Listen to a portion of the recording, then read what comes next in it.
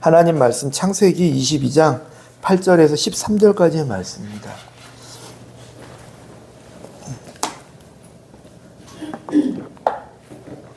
창세기 22장 8절에서 13절까지의 말씀입니다. 아브라함으로 이렇게 시작합니다. 같이 읽겠습니다. 아브라함이 이르되 내 아들아 번제할 어린 양은 하나님이 자기를 위하여 친히 준비하시니라 하고 두 사람이 함께 나아가서 하나님이 그에게 일러주신 곳에 이른지라. 이에 아브라함이 그곳 제단을 쌓고 나무를 벌려놓고 그의 아들 이삭을 결박하여 제단 나무 위에 놓고 손을 내밀어 칼을 잡고 그 아들을 잡으려 하니 여호와의 사자가 하늘에서부터 그를 불러 이르시되 아브라함아 아브라함아 하시는지라. 하나님이 이르되 내가 여기 있나이다 하매 사자가 이르되 그 아이에게 내 손을 대지 말라. 그에게 아무 일도 하지 말라. 내가 내 아들 내 독자까지도 내게 아끼지 아니하였으니 내가 이제야 내가 하나님을 경외하는 줄을 아노라. 아브라함이 눈을 들어 살펴본즉 한 순양이 뒤에 있는데 뿔이 수풀에 걸려 있는지라. 아브라함이 가서 그 순양을 가져다가 아들을 대신하여 번제로 드렸더라. 아멘. 하나님께서 저와 여러분 사랑하십니다. 아멘. 저와 여러분 많이 사랑하세요. 근데 하나님의 사랑을 깨닫고 누릴 수 있는 방법은 우리도 하나님을 사랑할 때입니다. 하나님이 엄청 사랑하시니까 그 사랑이 모두에게 머물고 있겠지? 그런 공식으로 하나님은 세상을 운영하지 않으세요. 하나님의 사랑은 완전하시고 하나님의 속기는 완전하시지만 믿음으로 누리고 믿음으로 하나님의 사랑을 누릴 수 있게 하셨다라는 거예요. 우리에게 항상 좋은 곳 주시고 우리의 삶을 가장 좋은 곳으로 인도하시는 분이 하나님 맞으세요. 근데 모두가 그것을 다 누리고 있는 게 아니라 하나님을 사랑하고 하나님을 경외하는 사람이 누린다라는 거죠. 차별하신 하나님이십니까?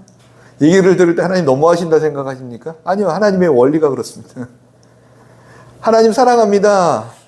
내가 너를 먼저 사랑했다 주지 말씀하세요. 너가 나를 사랑하기 이전에 나는 모태에서부터 너를 알았고 난 너를 사랑했다 말씀하세요. 우리가 예수님을 믿기 전부터 우리를 사랑하셨고 우리가 죄인 되었을 때도 우리를 사랑하셨고 우리가 연약해서 하나님을 배반하고 떠나 있을 때도 하나님 우리를 사랑하셨대요.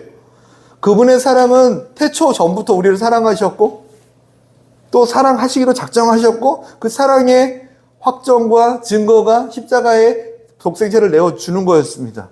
그럼에도 불구하고 어떤 사람들은 십자가의 사랑을 누리고 어떤 사람들은 십자가의 사랑을 계속 거절하고 살아갈 수밖에 없는 이 안타까운 상황들, 그것은 하나님의 영역 맞죠? 하나님의 손길이죠. 그럼에도 불구하고 하나님의 은혜라고 하죠. 그럼에도 불구하고 그냥 이렇게 공식적으로 봤을 때 우리가 하나님을 경외하고 사랑할 때 누릴 수 있게 됩니다.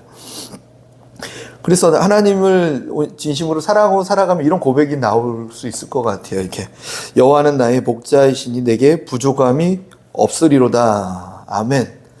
시편 23편 1절 말씀입니다. 여호와는 나의 목자이시니 내게 부족함이 없으리로다 라는 고백을 하며 살아가게 되어야 됩니다. 이 고백 해야 된다고 하니까 막 이게 하품도 하시고 불편함을 표현하시잖아요. 근데 내가 부족함을 느끼는 건 왜입니까? 라고 물어보고 싶지 않습니까? 이 주변에 있는 이런 부족함과 아픔은 왜 일어납니까? 여호와가 목자이신데 왜 이런 일이 내게 일어나고 있습니까? 라고 저한테 이상한 눈초리를 주고 싶지 않습니까? 저도 그게 고민이에요. 하나님께서 십자가에서 우리를 건강하게 하시기 위해서 찌찌개 마셨다는데 왜 아픈 사람이 아직도 일어납니까? 라고 주님께 되묻고 싶고, 때로는 너무 우리 자녀들이 아플 때는 제가 뭐라고까지 하냐면, 저 오늘 치료 안 해주면, 주님 빨리 치료 안 해주면 나 앞으로 이 설교할 때 이 부분은 나 절대 안 합니다. 그러면 다음날 쫙 치료돼가지고 이 설교에 대해서 자유롭게 할 수 있게 해주시면 얼마나 또 주님 역시 이게 됩니까? 근데 그렇지 않더라고요. 이게 그렇지 않더라고요. 제가 이상한 소리 하는 것처럼 들리고 이렇게 됩니다. 이 원인이 무엇이냐면 이 주위를 둘러보면 여전히 부족하고 주위를 돌아보지 않더라도 자신의 삶을 보면서도 입술로는 의지적으로 하나님 목사의 신이 되고 부족함 없어 하지만 진심 마음 깊은 곳에는 여전히 부족하고 목마름이 느껴지고 수고하고 고통과 아픔이 느껴지고 죽음이 느껴지는 이유가 무엇입니까? 이게 원래 그렇게 지으시지 않았거든요. 하나님이 지은 세상은 그렇지 않았어요. 하나님이 나빠서 그렇게 지은 게 아니라 하나님 모든 지은 세상은 모든 만물이 우리에게 순종하게끔 지으셨어요. 모든 자연 만물이. 자연 만물이. 동물들도 타잔 알죠? 하면 다 내게 몰려오게 만들어 버리셨어요. 나를 공격할 수 있는 동물들이 없게. 근데 동물이라면 동물이지만 자연 만물이 다 그랬다면 물질 세계가 그때는 화폐가 없었으니까 지금은 그 화폐란 개념으로 해서 그것도 내가 명령하면 내게 들어오게 돼 있었어요. 모든 만물이 나에게 순종할 수밖에 없는 상황으로 만들어 주셨다라는 거예요. 그 상황을 성경에서는 이 한 문장으로 표현하고 있어요. 두 사람이 벌거벗었으나 부끄러워하지 아니하였다라는 기록으로 이렇게 하고 있어요.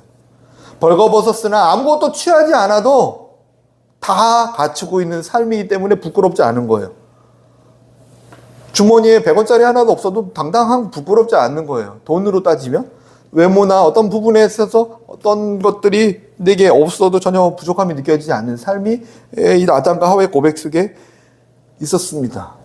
근데 왜 이런 일이 일어났냐면 아담과 하와가 마귀의 뱀의 말을 듣고 성경 그대로라면 하와가 뱀의 말을 듣고 또 뱀의 말을 듣고 하나님의 말씀을 떠난 하와가 전한 말을 아담이 듣고 그 마귀의 말을 듣고 세상의 말을 듣고 그것을 따라서 하나님 말씀을 버렸다라는 것, 또 추가로 세상의 말을 듣고 전하는 사람의 말을 또 전하고 그것을 듣고 따랐다라는 것, 그것이 우리로 하여금 하나님의 말씀을 떠나게 만들고 하나님께 불순종하게 만들고 선악을 알게 하는 나무 열매의 실과를 먹지 말라 한 하나님의 말씀, 그것을 가볍게 여기게 되고 세상의 말을 듣고 그것을 먹으면 죽으리라 말씀하신 하나님 말씀을 정말로 두려워했다면, 경외했다면 먹지 못했을 건데 그 말씀을 가볍게 여기고 오히려 세상의 말, 마귀의 말, 또 마귀와 세상이 듣고서 전하는 그 말을 듣고 따랐다라는 거죠. 그래서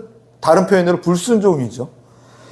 그랬더니 삶 가운데 죄가 들어오고 죄의 열매들이 들어오고 수고와 고통과 죽음이 우리에게 다가왔다는 것입니다.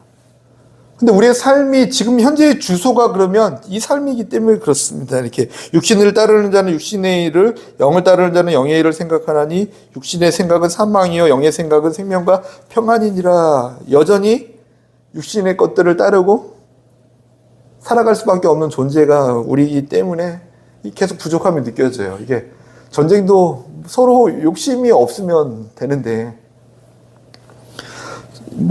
책을 하나 보다가 정리하다 보니까 이 땅에는 모든 사람이 풍족하게 먹을 거 이상으로 하나님이 이미 주셨다는 거예요. 근데 왜 가난함이 있고 배고픔이 있냐면 더 많이 가지는 자가 있기 때문에 그런 일이 일어났다. 이런 책을 쓰더라고요. 그러네. 하나님이 안 주셔서가 아니라 하나님은 정말 넘치도록 먹을 수 있도록 풍족한 것을 이 땅에 주셨는데 욕심의 일부, 육신을 따르면서 하나님의 뜻을 따르는 게 아니라 하나님의 말씀에 매어 살기를 바라는 게 아니라 내 생각과 세상의 말과 그것을 통틀어 마귀의 말, 이 세상의 공중권세 잡은 자의 말을 따르면서 욕심을 부리고 살아가기 시작하고 육신의 삶을 따라가기 시작할 때 이 죽음이 온다라는 거죠. 죽음은 분리를 의미합니다. 주님이 기뻐하지 않는 삶이 일어나게 되었습니다. 근데 오늘 말씀해 보니까 하나님 말씀을 온전히 따랐다. 아브라함이 그랬습니다. 그랬더니 예배하신 하나님의 손길을 볼 수 있었고 하나님을 기쁘시게 할 수 있었고 하나님의 마음을 깊이 알 수 있었고 하나님의 꿈과 소원을 이루어 드릴 수 있는 사람이 되었습니다. 그런 게 어디냐면요. 이렇게 여기 있습니다. 아브라함에게 하나님이 이게 내 사랑하는 아들 독자 이삭을 데리고 모리아 땅에 있는 한 산에 가서 거기서 내가 일러준 대로 번제로 그 아들을 칼로 째서 불태워버리는 제사로 그렇게 드려라. 이것은 하나님께서 하셨던 일이었죠. 아브라함에게. 근데 아브라함이 그 얘기를 듣고 그대로 따릅니다. 아들을 데리고 하나님 지시한 곳에 올라가서 나무를 쌓고 거기서 죽이려고 칼을 들고 죽이기 직전까지 갔을 때 하나님께서 말리시죠. 그때 하신 말씀이 오늘 읽었던 말씀입니다. 아브라함아, 내가 나를 경외하는지를 이제서야 알았다. 계속 경외했어요. 계속 경외했죠. 그죠? 근데 이제서야 알았다라고 말했던 어떤 거냐면 심적인 경외함, 그것이 언제 표출되냐면 네가 하나님 말씀 앞에 어떻게 삶으로 살아내느냐, 행동으로 수반될 때 이제서야 너 생각 속에 있던 것들이, 마음에서 있었던 것들이 실제로 일어났구나. 너가 내 말에 순종했다. 그때 무슨 일이 일어났냐면 멈췄더니 고개를 들어봐서, 왜 멈추러 갑니까 주님? 고개를 들어봤더니 거기에 순양이 하나 걸려 있는 거예요. 예수님을 의미합니다. 순양을 가져다가 제사를 드려라. 네, 이삭아 빨리 내려와. 순양을 올려서 큰일 날 뻔했다. 1초만 늦었어. 넌야. 근데 또 걱정을 안 했던 게, 하나님은 죽은 자도 능히 살릴 거라는 것을 믿었기 때문에 아브라함은 그 순양으로 제사를 드리게 됩니다. 하나님의 준비한 것들은 하나님의 말씀을 순종하면서 걸어갈 때 그곳에 있었어요. 하나님께서 왜 준비 안 해주십니까? 왜 이것을 주지 않습니까? 아니요, 그 자리에 가야지만 있는 거지. 거기 가면 순양이 있다 말을 듣고 가는 게 아니라, 이삭을 모리아산 한 지시한 곳에 가서 죽여라 했더니 그곳에 갔더니 양이 있는 게 아니라 갔더니 칼을 들고 죽이려고 하는, 그 정말 죽였다라고 말해도 부족함이 없을 그 정확한 타임에 순양을 발견하게 되는 거죠. 언제 하나님의 손길을 보게 되냐면, 언제 하나님의 사랑을 누리게 되냐면 하나님을 진심으로 사랑할 때라고 했죠. 하나님을 경외할 때라고 했는데, 그것이 언제 하나님께서 느끼시냐면 너가 이제서야 나를 경외하는 줄 알았다라고 말씀하시는 그때였어요. 마음에 있고 생각에 있던 그 모든 결단들이 행동으로 보여지기 시작할 때였는데, 아브라함이 이삭을 죽일 때, 그때 하나님의 예비된 손길을 보는 거예요. 이게 놀라운 기적이고 우리가 믿음 생활하면서 누려야 될 일인 줄 믿습니다. 그때 하나님께서 박수를 한번 치세요. 너가 나를 경외하는 줄 내가 이제서야 알았다 라고 말씀하시면서, 그러면서 한 가지 더 알게 되는 건 무엇이냐면, 독생자를, 하나밖에 없는 아들을 죽이려는 것이 무엇인지 아브라함도 알게 되는 거죠. 아브라함아, 독생자를 내어주는 게 이런 느낌이다. 알겠니? 네. 근데 이게 뭔 상관이에요? 구약 시대에는 오실 예수님을 만나게 되죠. 우리 시대로는 너가 지금 느낀 그 감정으로 나는 너를 사랑한다. 너는 나를 위해서 너의 아들을 줬지만 나는 십자가에 내 아들을 주었어. 주님이 하시고자 하는 일이 무엇입니까? 주님의 마음을 우리에게 나누시는 거예요. 그죠? 주님이 일꾼이 없어서가 아니라 아들 제사 필요합니까? 그죠? 주님이 모든 사람 죽여가지고 제물로 그냥 확 불태워버리면 되는, 그런 단순한 방법을 쓰지 않으시고, 너가 미워하는 사람을 골라서 제사를 드려라. 얼마나 편합니까? 너 있지, 너의 하인 중에 몇 번째 걔 너무 얄밉지? 일 안 하지? 걔를 번제로 드려라. 얼마나 편합니까? 그래요. 주님 잘 됐습니다. 주님 말씀이니까 딱 맞네요. 주님 마음, 내 마음 하나. 이런 거 번제로 드릴게요. 번제만 할까요? 매로 쳐서 할까요? 하나님? 할 수 있죠. 그죠? 주님 아니에요. 내 사랑하는 독자 그 아들이라고 말씀하세요. 콕 집어서. 얼마나 마음이 아프고요. 근데 그때 결정을 딱 내리세요. 주님께서 이제서야 나를 경외하는 줄 알았다 라고 말씀하시면서 아브라함이 깨닫게 되는 것, 물론 성경에 기록되어 있지는 않지만 우리의 삶 가운데서 동일하게 역사하시는 하나님을 봤을 때, 순종함으로 하나님께 말씀 앞에 나아갔을 때 그게 쉽지는 않다라는 거예요. 그죠? 내가 너무 사랑하는 건데. 근데 그때 느껴지는 게 뭐냐면, 주님이 십자가에 아들을 내어주신 것이 이것이구나. 이게 주님이 나를 사랑하는 마음이 이런 거구나를 그때 알게 된다는 거죠. 주님 마음 내게 부어주십시오. 우리 찬양도 하고, 주님을 닮고 싶어요. 찬양도 하고. 그래, 그러면 진심이니? 물어볼 수 있어요. 진심이니? 나를 좀 닮고 싶고 알고 싶니? 그러면 너가 가장 아끼는 그거 있잖아. 너에게는 미모니? 너에게는 시간이니? 저는 시간을 되게 이렇게 민감하게 반응하는 것 같아요. 이렇게 제 시간 뺏어가는 거에 대해서 이게 되게 민감해요. 다른 거는 보다 이렇게 막 돈 뺏어가도 안 민감해요. 원래 가진 게 없기 때문에 외모해가지고 뭐라 해도 안 민감해요. 별로 이렇게 근데 시간을 자꾸 뺏어간다는 느낌이 들면 막 민감해 저는. 근데 하나님께서 만약 저에게 너 시간을 좀 내게 네, 이럴 것 같아요. 근데 하나님은 그거를 내어주면서 뭘 깨닫게 되냐면 나는 내 시간을 너에게 주었어. 오, 이거구나. 하나님께서 가장 귀히 여기는 걸 우리 주신다라는 것을 깨닫게 되지 않겠습니까? 그리고 하나님의 꿈과 소원이 무엇이었습니까? 75살 때, 아브라함이 75살 때 별과 같은 자녀를 만들겠다. 모래알을 봐라. 모래알 같은 자녀를 만들겠다 하셨던 건 아브라함에게 주신 꿈도 되지만 하나님의 꿈이었죠.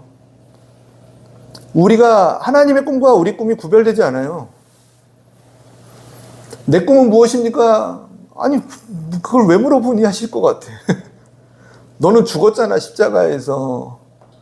나의 꿈이 너의 꿈이고 너의 꿈이 나의 꿈이야. 아브라함 별과 같은 자녀를 만드는 건 나의 꿈인 거야.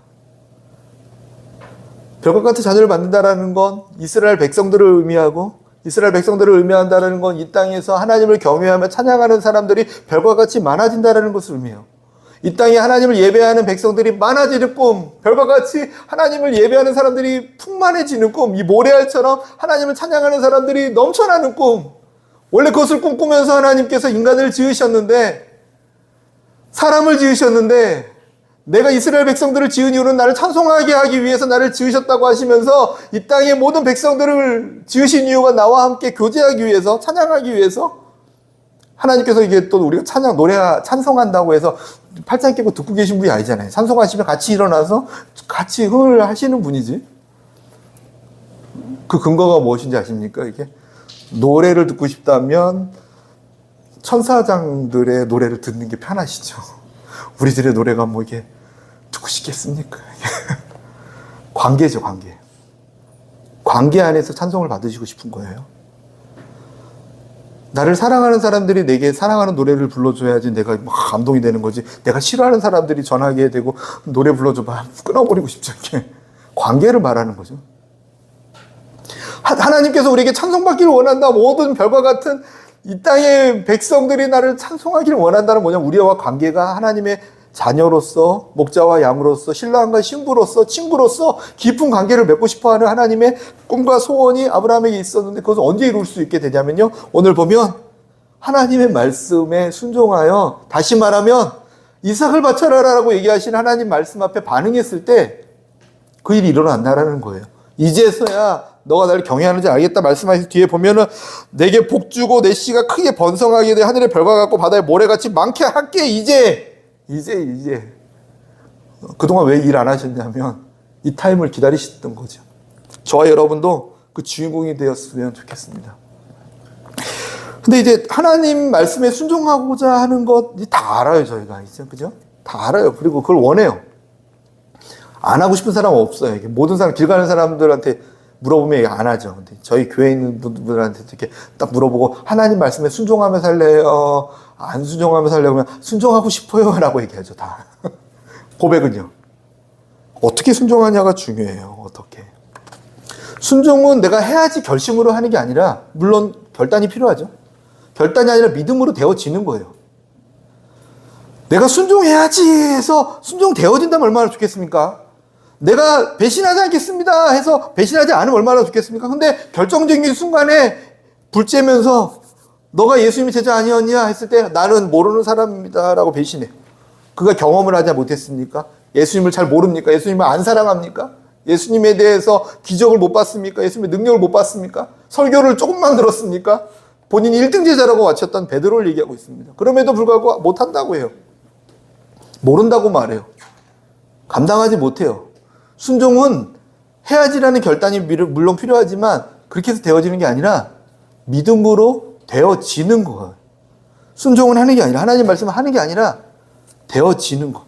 어쩔 때 되어지냐면 아브라함 말씀에서 보면요, 모든 것이 하나님의 소유라는 것을 믿음으로 인정하기 시작할 때 되어지는 거예요. 이삭을, 내가 사랑하는 아들 이삭을 바쳐라. 주님 물어보시는 게 네 아들, 네 거 바쳐라. 아브라함은 뭘 얘기하냐면 제 거 아니에요, 주님. 성경에 그렇게 기록하고 있지는 않아요. 근데 그래야지만 가능한 것 같아요. 제 거 아닙니다. 주님의 것입니다. 네 시간 바쳐라. 아니요, 제 거 아니고 주님의 것입니다. 너의 자녀를 내 거 아니고요. 주님의 것입니다. 교회를 좀 이렇게 바쳐라. 아니, 주님의 것입니다. 제 거 아닙니다. 주님의 것입니다.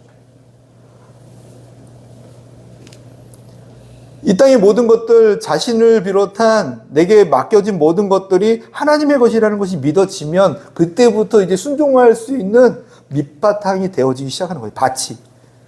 저와 여러분이 이 땅의 모든 것들, 내게 주어진 모든 것들이 하나님의 것이라는 것을 믿고 인정하며 살아가는 삶이었으면 좋겠습니다. 우리 부모님도 하나님의 것입니다. 내 거인데 뺏기면 너무 아프죠. 이게 내 건데. 근데 그게 아니라 하나님의 것인 거예요. 하나님의 것인데 하나님이 취하시는 거죠. 나의 삶도 하나님의 것인 줄 믿습니다. 우리 공동체도 하나님의 것이에요. 내 옆에 있는 사람도 하나님의 것이에요. 그것을 믿는 것을 하나님 보시면서 너가 경외했다 하세요.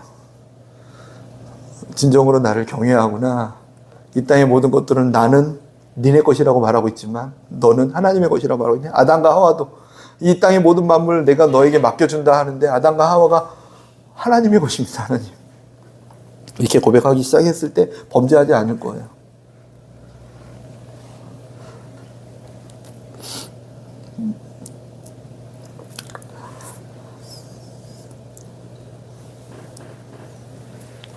그럴 줄 믿습니다. 네. 문맥이 안 맞아요. 제가 준비한 거랑. 문맥대로 못하겠어요. 네.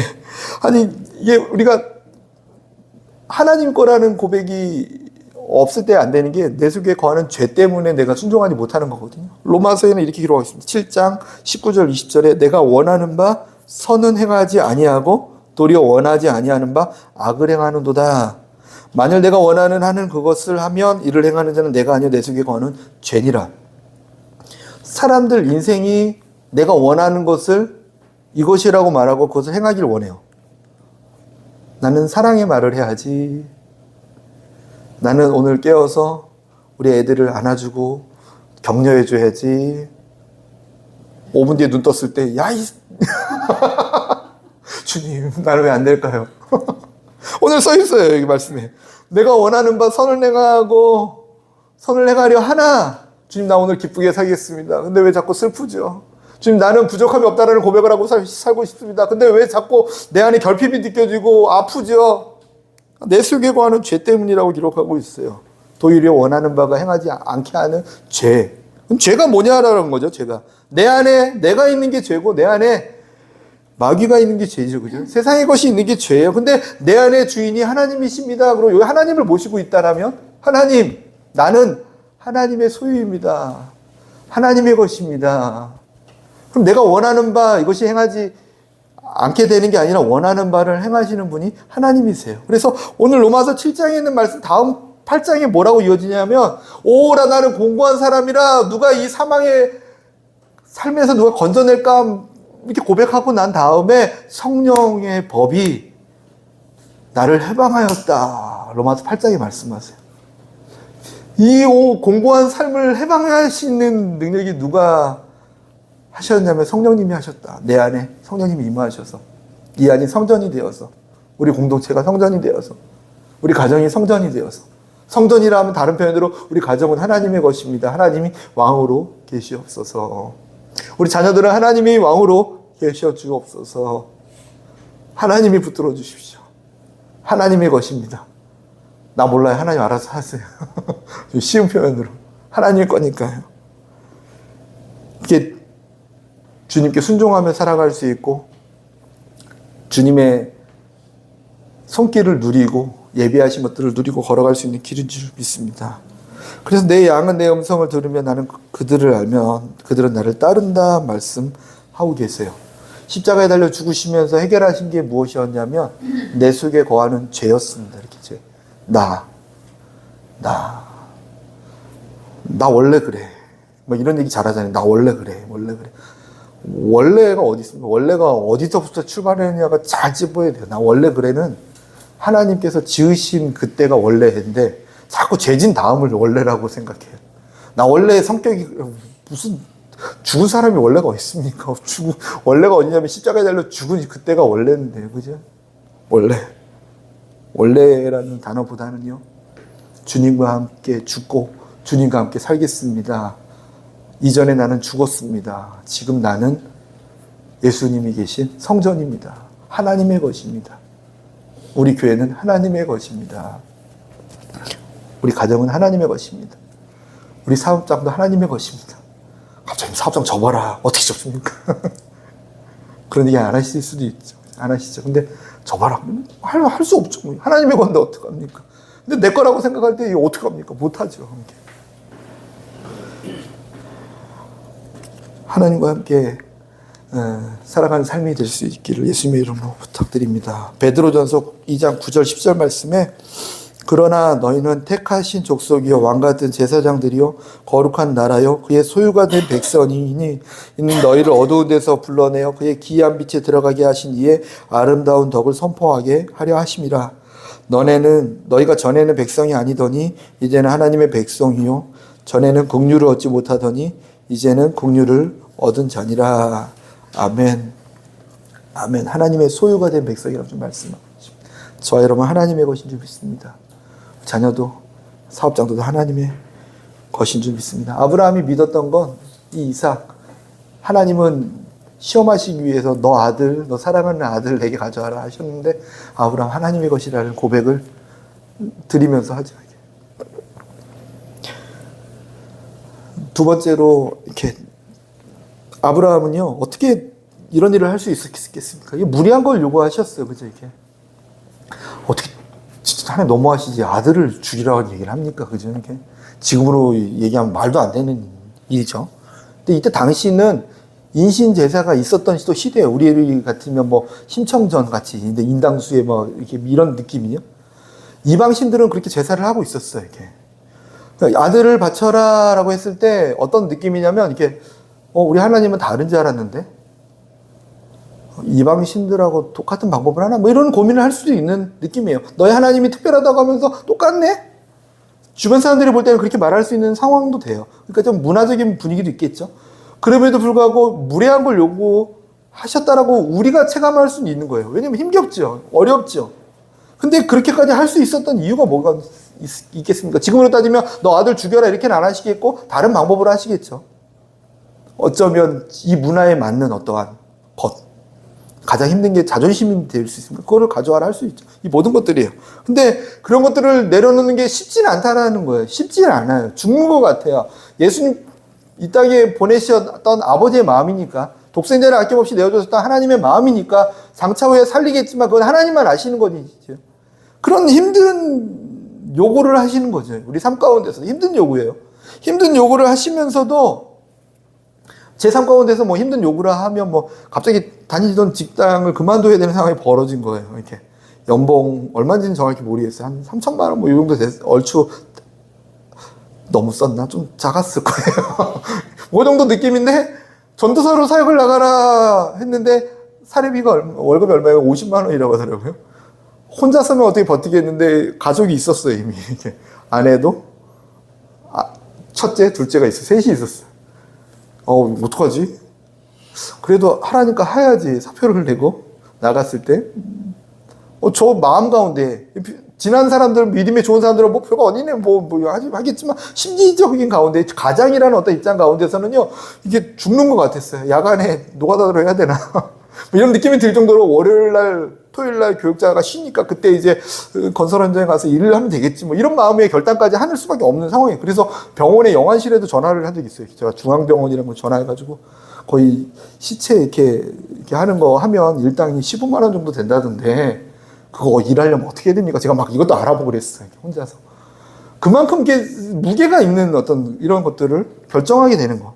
제 삶 가운데는 그런 거예요. 갑자기 중국을 가라 하는데 어디로 갑니까? 그랬더니 이거를 선교사가 정해야지 내가 정해주냐라고 하시면서 가라고 했을 때 가족들을 다 데리고 가야 되는데 뭐 어디로 갑니까? 하고 그냥 갔을 때 뭐 이런 거. 갈 바를 알지도 못하고 이런저런 몇 번 있었지만 그럼에도 이렇게 갈 수 있었던 건 이것은 하나님의 것입니다. 자녀도 가정도 하나님의 것이었고 나는 원래 혼자였습니다. 믿음이 있었지만 한 가지 더 뭐가 있었냐면 하나님은 예비하신 하나님이라는 믿음이 있었다는 거예요. 자랑하는 거예요. 잘한 거. 물론 못하는 것도 너무 많죠. 저와 여러분도 동일하게 하나님이 어떤 분인지를 기억하고 믿는 게 순종할 수 있는 방법이라는 것을 설명하고 싶어서 그냥 이렇게 좀 설명을 좀 이렇게 막 준비하는 것들 막 얘기했어요. 하나님은 분명히 우리의 인생 가운데 완벽하게 예비하신 분이다라는 걸 믿을 때 순종할 수 있어요. 하나님 말씀에 순종하겠습니다. 예비하신 하나님을 믿을 때. 그럼 우리는 뭘 하면 되냐면 이것이 정말로 하나님께서 기뻐하신 것인지 하나님의 말씀인지 주의 말씀을 주야로 묵상하면서 주님의 말씀인지만 주님과의 관계만 내가 설정하고 가면 되는 거예요. 왜냐하면 주님이 예비하시니까 함께 하시니까. 오늘 말씀에 보면 이삭이 물어봐요. 아들이 쭉 올라가요. 처음 시작은 종들하고 같이 갔어요. 종들하고 같이 가다가 너희들은 여기 있어라. 그리고 이삭한테 자기 나무 땔감을 지고 올라가요. 이삭이 너무 궁금해요. 아빠, 땔감도 있고 제사 드리러 간다고 번제 드리러 간다고 했는데 재물 어디 있어 아빠? 이상하지 않아? 그때 아빠가 깜빡했다 막 하거나 아니면 저기 가다가 토끼라도 한 마리 잡아서 하자 뭐 이러면은 얼마나 마음이 편합니까? 근데 뭐라고 얘기하냐면 오늘 8절에 보면 내 아들아 번제할 어린 양은 하나님이 자기를 위하여 친히 준비하시리라 라고 이게 아들한테 얘기해요. 이 얘기를 아들한테 한다는 게 얼마나 얘 너가 재물이야. 너 좀 있으면 죽을 준비해? 나는 진실만 말해. 막 이렇게 해야죠. 그죠? 나는 솔직한 사람이야. 나는 거짓말 할 줄 몰라. 너가 이제 좀 있으면 죽게 될 거야. 막 이렇게. 그게 아니에요. 솔직한 말이 중요한 게 아니에요. 유익이 되는 믿음의 말이 중요한 거예요. 그렇다고 허세와 허풍이 아닌 거예요. 우리가 믿음의 말을 할 수 있는 건 뭐냐면 하나님께서 친히 준비하셨을 거야. 그게 설령 너일지언정 하나님의 예비하심이 있어. 뭔지는 모르겠어. 나도 떨려. 나도 하나님 뭘 예비하신지 나도 긴장되지만 분명한 거 하나는 하나님이 예비하신다라는 거. 그리고 하나님이 너를 번제로 드리기를 기뻐하신다는 거. 그거밖에 없어 나는 지금. 그와 동행해 주지 않겠니? 우리 예수님도 아버지 하나님께서 이 땅에 보내시고 십자가에 달려 죽게 하실 때 이 관계 아니었습니까? 나보고 저 땅에 내려가라고요? 재물은 어디 있습니까?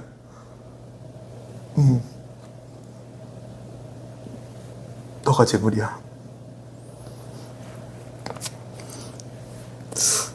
그러네요. 순종은 되어지는 것입니다. 근데 하나님께서 예비하신 하나님이라는 것을 철저하게 믿을 때 하나님을 기쁘시게 하고 그렇게 살아갈 수 있는지 믿습니다. 하나님이 어떤 분인지 성품을 아는 거죠. 이게 창세기 때도 우리를 지으실 때 어떻게 지으셨는지 6일째 지으셨다. 첫째 날 빛을 만드시고 빛을 주관하는 해, 달, 별을 만드시고 하늘을 만드시고 새와 물고기를 만드시고 하늘을 만드시고 바다를 만드셨습니다. 땅을 만드시고 과일과 채소와 우리가 먹을 걸 다 준비하시고 공기도 만드시고 사람부터 딱 만들어가지고 이렇게 내가 너를 지었다. 상수 집사님 오늘 내가 너를 지었어. 이제 너가 먹고 살 건 너가 준비해야 되고 야 물 다 퍼내서 땅을 만들어. 빛이 없니? 빨리 에디슨처럼 전기를 개발해가지고 힘든 거예요. 근데 주님 그러시지 않으시고요. 우리가 이 땅에 태어나서 살아갈 수 있는 모든 것들을 다 예비하시고 준비하신 하나님이세요. 그리고 우리가 딱 태어났을 때 주님은 이렇게 말씀하셨어요. 내가 쉬니 너도 쉬어라. 내가 다 이루었으니 십자가에 다 이루었으니 나와 함께 걸어가자. 수고하고 무거운 짐진 자라 다 내게로 와라. 내가 너에게 쉼을 주겠다. 그냥 널브러져 누워있으라는 게 아니야. 나와 함께 걸어가자. 주님 말씀하세요. 나는 겸손하고 온유하니 내게 와서 배워라. 그리고 나와 함께 걸어가자. 목마른 자들아 다 내게로 와서 내 배에서 나는 생수를 마시며 목마름을 해결하라. 주님 가르쳐 주세요. 무엇이었냐면 주님께서 다 예배하시고 함께 하신다라는 믿음. 그것으로 하여금 우리가 이 땅을 순종하며 살아갈 수 있게 되는 줄 믿습니다. 그것이 우리 믿음이 되었으면 좋겠어요. 이렇게 살아가면서 주님이 예배하신다. 이미 천국을 예배하러 가신다라고 하고 다시 오신다고 하고 가셨잖아요. 이게. 주님 뭐 하시냐면 지금 열심히 집 짓고 계세요. 건축가에서 이렇게 목수 쉬더니 계속 집 짓고 계시나 봐요. 이 땅에서 목수로 오셨더니 지금 집 짓고 계시나 봐요. 나무 집은 아닐 텐데 그죠? 집 짓고 또 이제 다 지면 처소를 다 준비하고 오신다고 하셨어요. 지금도 예비하고 계신 거예요. 우리가 거할 처소를 예비하고 계신데요. 뭐 어떤 식으로 지으실지 잘 모르겠어요. 근데 분명한 거 주님 말씀 그대로라면 우리가 거할 처소를 다 예비하면 오겠다 하셨어요. 그래놓고 그럼 우리가 고아처럼 여기 있어야 됩니까? 내가 너희를 고아처럼 남겨두지 않고 보혜사 성령님을 너희와 함께 하면서 나로 하여금 더 우리로 하여금 예수님과 있을 때보다 더 큰 일을 감당하며 하나님과 동행할 수 있도록 해주신다고 하셨죠. 지금이 그 시대인 줄 믿습니다. 하나님 예배하십니다. 함께 하십니다. 우리가 중요하게 여겨야 할 건 그분의 음성을 늘 듣고 그분의 말씀을 늘 듣고 주님의 말씀 듣고서 따라가 동행하는 거죠. 이렇게. 순종하는 거죠. 근데 순종해야지 한다고 되어지는 게 아니라 이 믿음이 있어야 되어진다는 것을 기억하고 이 땅의 모든 것이 하나님의 것입니다. 믿는 믿음 주시옵소서. 그리고 주님께서 예배하시고 앞서서 준비하십니다. 그래서 믿고 살아가는 거죠. 그러다 보면 이제 걸어가면 다 준비하셨다고 하면서 왜 나한테 이런 거 시키십니까? 그거 순종을 통해서 그것을 누리게 하신다. 순종을 통해서. 나는 가만히 있고 주님이 다 준비하십시오. 이것도 아니에요. 그죠? 그죠? 오해하면 안 돼요. 그죠? 하나님이 다 예배하셨으니까 나 가만히 있을게. 이게 아니에요. 오늘 보면 아브라함이 하나님이 예배하신 것을 누리려면 하나님 말씀과 하나님과 관계 속에서 늘 교제하며 걸어가고 있을 때 어느 날 주님이 하시는 말씀에 순종할 때 주님이 예배하신 것들을 누리며 살아간다는 거예요. 뭐 이렇게 복잡하죠, 공식이. 그죠? 단순한 공식이.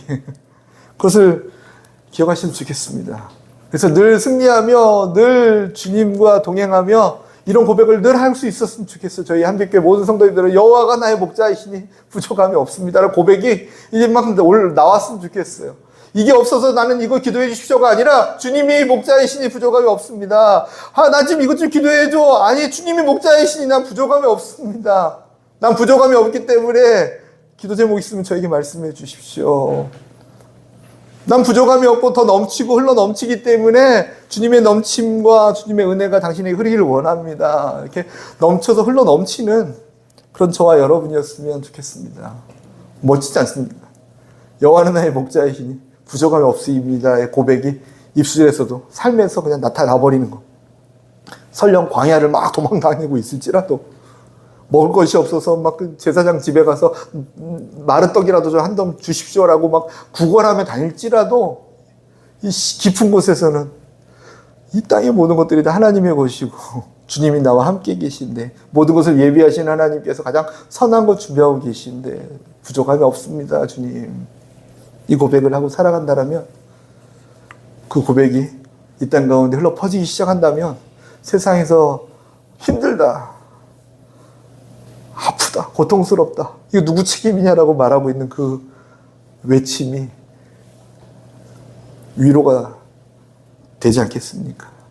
같이 기도하겠습니다. 하나님을 경외하는 아브라함처럼 우리도 살아가게 도와주십시오. 주의 이름 부르고 통성으로 기도하겠습니다.